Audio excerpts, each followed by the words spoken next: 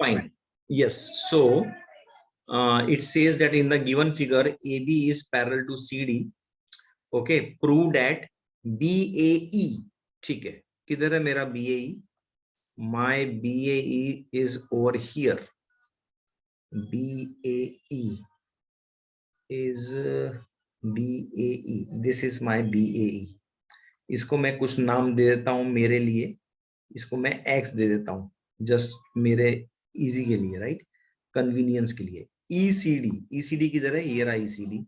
इसको भी मैं नाम देता हूं Y. ठीक है. इज इक्वल टू AEC इसको भी मैं नाम देता हूं Z. मेरी कन्वीनियंस के हिसाब से मैंने इसको नाम दे दिया है. ओके. अब वो क्या बोल रहा है? Prove that BAE. ठीक है, ये मुझे प्रूव करना है. तो BAE को मैंने क्या माना है? BAE को मैंने X माना है और ECD को मैंने Y माना है. That is equal to AEC को मैंने Z माना है. ये मुझे प्रूव करना है. ठीक है. और दिया क्या है? दिया है ये है कि AB is parallel to CD. तो सबसे पहला काम ये है कि मैं कंस्ट्रक्शन करूंगा एक. क्या? ये इस लाइन को मैं एक्सटेंड करूंगा ऐसे. ठीक है, ऐसे एक्सटेंड करूंगा. ये ऐसे एक्सटेंड करने से क्या फायदा हुआ?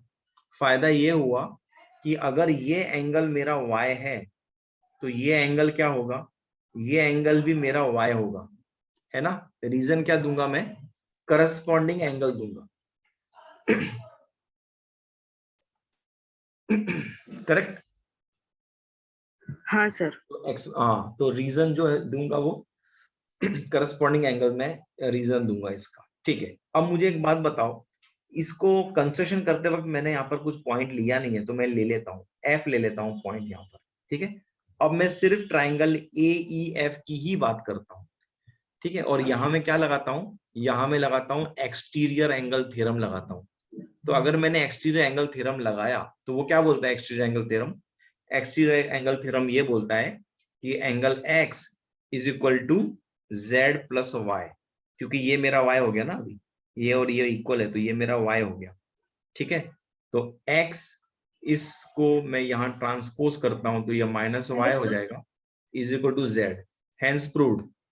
समझ में आ गया? बहुत इजी था ये. Hello. In the given figure AB is parallel to CD and a transversal T cut them at point E and F, fine, respectively. Then EG are the bisectors of BEF and EFD respectively. ठीक है. Bisector की बात कर रहा है, इसका मतलब क्या? बाइसेक्टर की बात कर रहा है, इसका मतलब ये हो गया ये एंगल और ये एंगल इक्वल है. अगर ये एंगल और ये एंगल इक्वल है तो मैं इन दोनों एंगल को मैं मान सकता हूं X और X. एक काम करता हूं, हाँ ठीक है, X मान लेता हूं. इस एंगल को मैं X मान लेता हूं और इस एंगल को भी मैं X मान लेता हूं. क्यों? क्योंकि ये बाइसेक्टर है. ठीक है. सिमिलरली FG जो है ना, FG ये भी बाइसेक्टर है तो मैं इसको Y मान लेता हूं, इस एंगल को. सर नहीं तो 180 माइनस एक्स और 180 माइनस एक्स भी मान सकते हैं. हाँ वो भी मान सकते हैं लेकिन मैं वैसा नहीं मान रहा हूं, मैं Y ही मान रहा हूं. इजी कर रहा हूं, इजी. ठीक है. फिर मैं क्या बोल सकता हूं? मैं बोल सकता हूं AB is parallel to CD. इसका भी कहीं ना कहीं मुझे यूज करना है तो क्या करूंगा? मैं बोलूंगा कि एंगल BEF, ठीक है, plus angle EFD is equal to 180 degree. ठीक है. रीजन क्या बोलूंगा? रीजन बोलूंगा को इंटीरियर अलाइंड एंगल्स या को इंटीरियर एंगल्स. जनरली को इंटीरियर एंगल्स बोलना चाहिए. ओके. को इंटीरियर एंगल्स मतलब ज्यादा लोग प्रिफर करते हैं, अलाइंड एंगल्स कम लोग प्रिफर करते हैं. ठीक है. ठीक है. तो मेरा ये आ गया. अब मैं क्या करूंगा? अब मैं बोलूंगा कि भाई इन this triangle, which triangle? EG and F. ठीक है. X plus Y plus 90.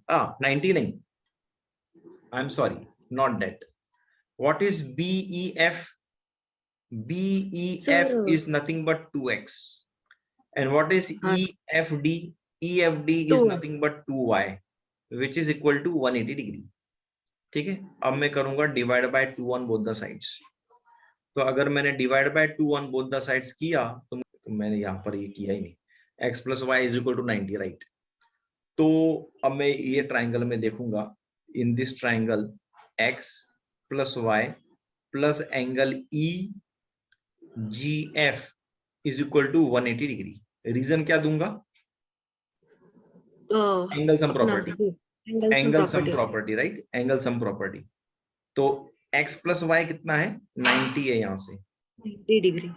हाँ, ये 90 है। तो मुझे प्रूव क्या करना है? EGF is equal to 180। ये जो है इसको मैं ट्रांसपोज करूंगा यहाँ पर, तो I will get 90 degree. Hence proved. Clear? हाँ sir. Okay, so question number 19. In the given figure, AB is parallel to CD. Okay, and transversal T cuts them at E and F respectively. ठीक है, EP and FQ are the bisectors of angle AEF and EFD. ठीक है, इसका मतलब क्या है? इसका मतलब ये है कि इसको मैं x मानूंगा और इसको भी मैं x मानूंगा। ठीक है, और ये भी bisect.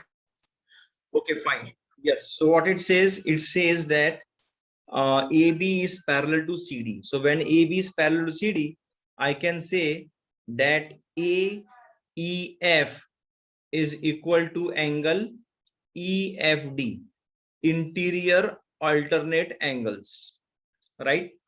AEF I can write as 2x and EFD I can write as 2y. Now this x and x I can cancel, divide by 2 on both the sides, I will get x is equal to y. Now we have to prove that EP is equal to FQ. Where is my EP? My EP is this. This is my EP, right? हाँ sir. Okay, and where is my FQ? My FQ is this.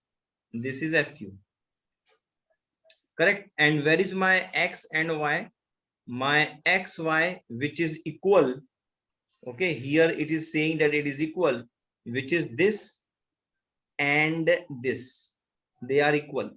So I can say that if x and y are equal, which are interior alternate angles, then I can say that EP is parallel to FQ. Clear? Hence proved.